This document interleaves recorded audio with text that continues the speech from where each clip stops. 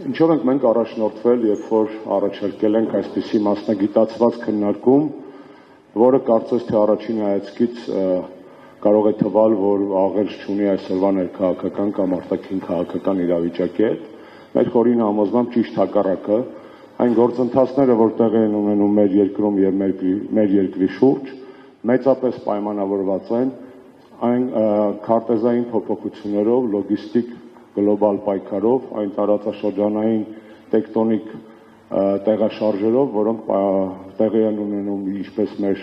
հարավային Կովկասի տարածաշրջանում, այնպես էլ հարակից տարածաշրջանում եւ պայմանավորված են գլոբալ գեոպոլիտիկ պայքարի լոկալ դրսևորումներով։ Հայաստանում տեղի ունեցող գործընթացները, այդ թվում ներքաղաքական, մենք մեծապես կապում ենք այդպիսի գլոբալ քաղաքական փոփոխությունների լոկալ դրսևորումների հետ։ Գաղտնիք չէ, որ այսօրվա աշխարհում, որտեղ միջազգային իրավունքի չգոյության մասին հայտարարում են անգամ ամենագերհզոր ուժերի ղեկավարները, ինչպիսին Ամերիկայի Միացյալ Նահանգների նախագահի վերջերս արած աղմկահարույց, բայց շատ ազնիվ իր բացահայտման մեջ հայտարարություններ, այնպես էլ մեր հարևան երկրի Ադրբեջանի նախագահն է խոսել միջազգային իրավունքի չգոյության մասին եւ այլ բազմաթիվ դերակատարներ եւ զարգացումներ ապացուցում են այս նոր տենդենսը։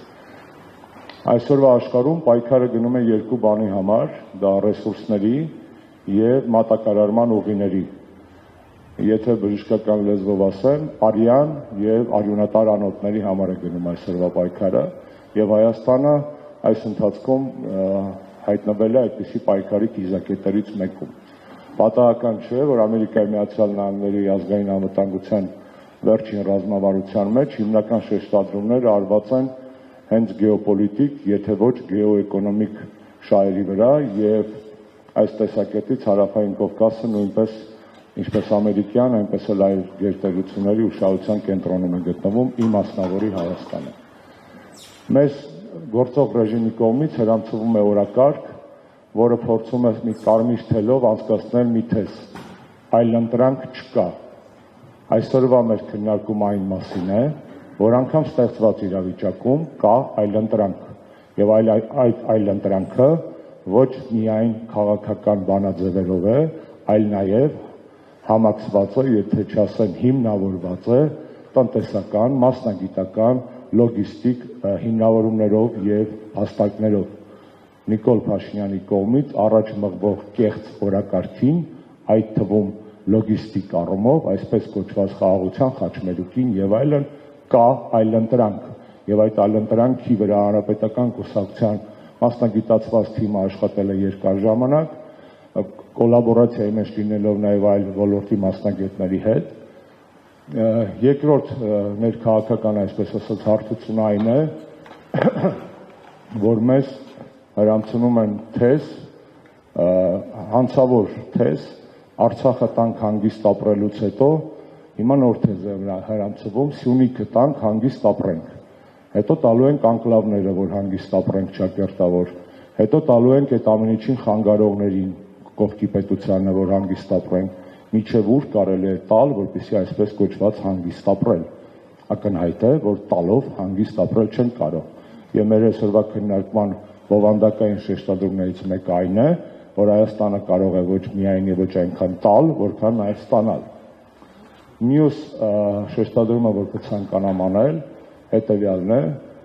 այսպես կոչված Զանգեզուրի միջանցքի շարժման թեման բացառապես Նիկոլ Փաշինյանի 7 տարիների քաղաքական գործունեության արդյունքն է։ Սա ուզում եմ ֆիքսեք փաստագրված, որովհետև դրա մասին եմ վկայում Թուրքալեզու պետությունների կազմակերպության գագաթնաժողովների 2009 թվականից առայսօր ընդունված բոլոր բանաձևերը, որտեղ առաջին անգամ Զանգեզուրի միջանց կոչվող կոմունիկացիայի կարևորության մասին խոսվել է, այստեղ խնդրում եմ ձեր ուշադրությունը, բացառապես 44 օրյա պատերազմից հետո։ Մինչ այդ եղած ոչ մի թուրքալեզու պետական կամ միջպետական դոկտրինում, բացի մի խումբ թուրքական ինտելեկտուալներից, այդ միջանցքի մասին երազել նույնիսկ իրենք չէին կարող։ Հետևաբար Զանգեզուրի միջանցքի, ճակերտավոր Զանգեզուրի միջանցքի թեման Նիկոլ Փաշինյանի գործունեության արդյունքն է։ Սա փաստագրված է, սա ոչ թե քաղաքական գնահատական է կամ քաղաքական մրցակցության թեզ, դա փաստ է, որից ոչ ոք փախչել չի կարող։ Եվ այսքանով հանդերձ մենք նորից վերադառնում ենք մեր հիմնական թեզին, այլընտրանք կա տարբեր ուղղություններով, ոչ միայն արտաքին քաղաքական գործունեության, այլ նաև լոգիստիկ կոմունիկացիոն տրամաբանության մեջ։ Ուզում եմ հաշվի առեք նաև այն փաստը, որ Հայաստանի գործող ռեժիմը քանիցս հայտարարել է, հատկապես վերջերս, Եվրոմիության տարբեր պաշտոնյաների հետ հանդիպան ժամանակ, որ Հայաստանը միանում է Սևծովյան ռազմավարության ծրագրին, Եվրոպական միության կողմից ստեղծված, կոչվում է Black Sea Strategy, որտեղ ակնհայտ է, որ Հայաստանի դերակատարությունը դիտվում է բացառապես միակողմանի